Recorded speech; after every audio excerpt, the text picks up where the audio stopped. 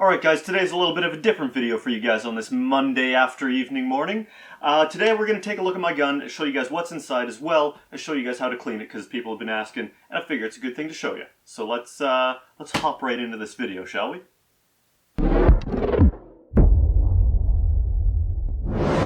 Alright, so for this, mine specifically, you're going to need some tape because I stripped the screws on my rifle. So I got some gaff tape, some electrical tape, got some grenade oil. It's just thick oil that you can use. I use that to lube up my gun. Regular Phillips head screwdriver, some Allen keys, swab stick, jamming rod, whatever you want to call it. Just a random cloth. These are off of a car sort of wash mat. They're microfiber little nubs. I use those to clean out my barrel because they're nice and smooth, won't scratch up your barrel.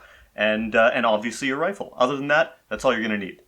Alright, so to start out the cleaning process, you're going to grab your rifle, you're going to take off all the rest of the stuff you don't need to clean. So the scope, don't need to deal with that. The stock, don't need to deal with that. Basically, we're going to remove the upper here by unscrewing a screw here, and on mine, you have to take off the tape that's holding it together, but on yours, you'll be unscrewing a screw right there. So we'll get that off and move on to the next shot. Alright, so taking off the scope, I just use a key to loosen up these nuts. And then the scope comes right off, nice and easy. Now, on my gun here, I've already taken off the tape.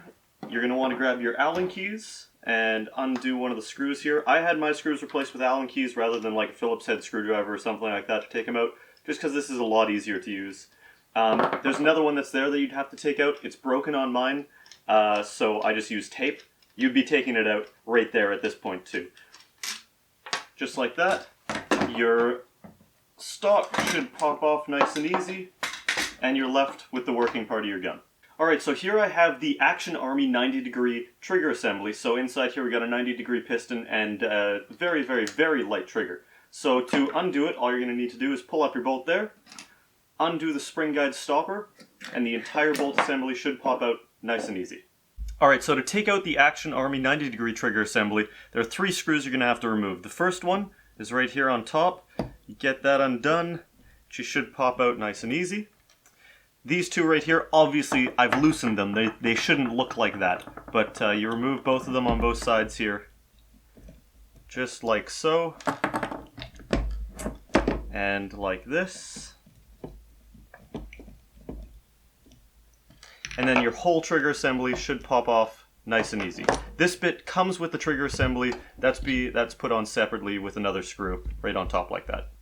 Alright, you'll see here that I got some paper there, and a little bit of plastic inside there. That's all just keep stuff nice and set properly. You have to raise the trigger assembly off a tiny bit just to make it work on my rifle here. Could be different on yours. Play around with different amounts of shimming to make your rifle work nicely. Another thing is if you find your trigger assembly is sticking, you might have to widen out the bore of that. That's where the entire trigger assembly pops through with the sear to hold the bolt. You might have to widen that up a little bit. Alright, so all you have to do with the trigger assembly here to clean it is you're going to want to wipe off your sear, get any metal flakes, anything like that off. You're going to wipe off your spring guide stopper, and that's pretty much it. You're going to grab some oil. I use the stuff that I got from Airsoft Innovations. It's a grenade oil. It's a little thinner than your regular oil just so it can get down into parts. Put a little bit of oil on your trigger assembly there. Just a little dab on your sear to get down inside there. And then down inside there, you're going to want to drop 1 drop of oil just into your trigger assembly there. And that should make everything work nice and smooth. Keep it all oiled up well. That way you can have a super, super smooth trigger pull and very light too. So the last thing to do with the trigger assembly here is put everything back together. You don't want to lose any of these parts. So I like to put it together right after I finish cleaning it. So put these 2 screws in first, and then that screw in the front, and you're good to go. Alright, so up next here, we're going to take apart the bolt. You'll see my bolt is in very good condition. I take very good care of my bolt. It's probably got about 100,000 rounds through it, and you can see that it's not shaved down too much at all.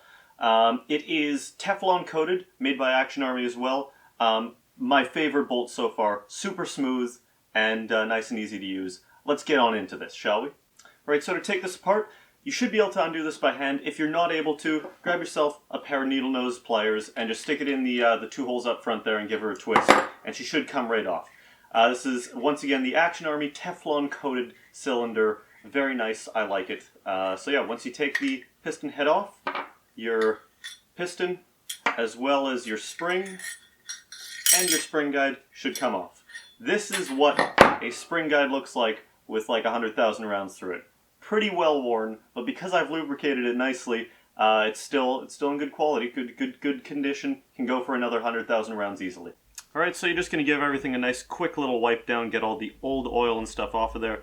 That'll get any type of metal flakes or anything that's on there off, and everything should be shiny and new. Look at that! Wow, look at how clean that is! Wow.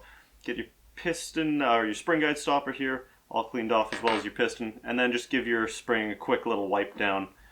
Give her a little twist in your hands just like that. Get all the old oil and crud out of there.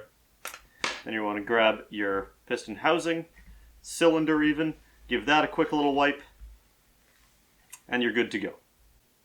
Alright, so up next you're going to want to reapply some oil. So on your pistons and everything inside here, you don't need to use a lot of oil because it gets moved around a lot while you're playing. So you're going to put a little bit on your O-ring and then move that around a bit. You're going to want to make sure to use silicone oil, not anything else, because that'll eat away at your O-rings. Put a little dab on any part that touches the cylinder. Don't put any on your the part that grabs the sear here because you don't want that to be too slippery. Then your piston's done. Same with your spring guide. You're just going to put a little bit across there, wipe it around with your finger just to get it all nice and smooth. And then your spring, you don't really have to worry about. I put a little dab inside the piston when I'm done. And then your piston head, you're not going to put any oil on that at all. Alright, so to put it back together, you're just going to put in your spring guide. You're going to pop your spring back in there and make sure it goes over the spring guide. You're going to throw your piston in as well, over top of the spring, and then you're going to put your piston head back on and screw it on nice and tight. You don't want to over tighten it, because if you do, you're going to strip the screws inside, but you want to get it nice and snug. Give it a little nice twist with your pliers here, just to get it nice and tight, but not too tight, and then you're good to go. Alright, so now that you have your trigger assembly and your bolt done, you're going to move on to the barrel, the last thing you have to clean. So to get to this, you're going to unscrew the screw on the bottom and the screw on the top. People forget about that, and you'll strip all the screws, or all the threading on your outer barrel. You don't want to do that. So we're going to pull this right out, and we can get into the hop-up. Alright, so we're going to start off by undoing this screw here. Oh, just about lost the old screwdriver. Unscrew that screw, get her all the way out. Then you're going to flip it over. You're going to undo this one. Same thing. Give her the old twist. And then you're just going to unscrew the entire receiver here, and you will have access to your hop-up. Okay, now that that's done, you're going to want to undo your hop-up all the way. If you have a TDC mod or a regular hop-up, it's the same thing. You got to take it off all the way so you don't screw up your hop-up when you pull this out. And then on these types of rifles here, you're going to want to take off the spring there, and there's a screw right there and a screw right there that you have to undo. Once you get those undone, you can pull the entire barrel and hop-up assembly right out.